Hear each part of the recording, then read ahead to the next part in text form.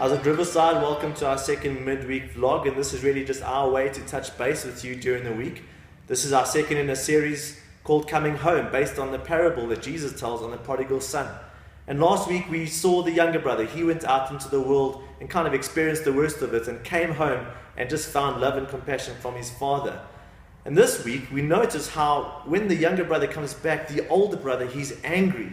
And he basically casts a public vote of no confidence in his father's actions. And he stays outside the party and the feast that the father threw for the return of his younger brother.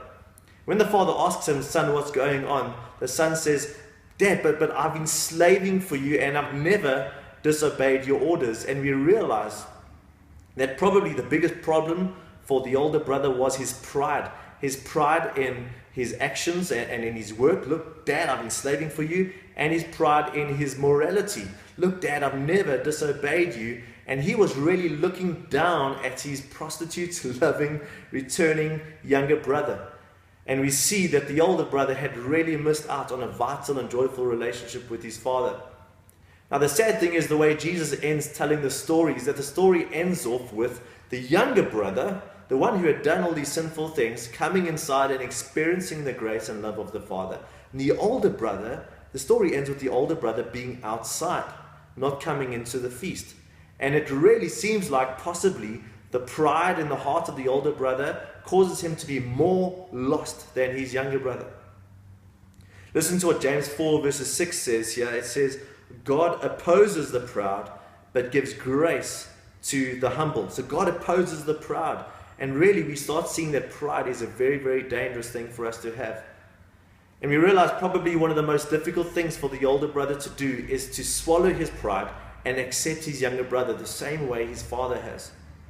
Now, if you've been a Christian for any number of years, this is always going to be a difficult thing to try and avoid. We are going to somehow find ourselves slipstreaming into becoming older brothers, so we've got to be very careful. So here's a challenge. How are we looking down at people who seem morally inferior to us? Do we look down at them, or do we recognize that possibly the pride in our heart is as bad as any other sin that they might be committing?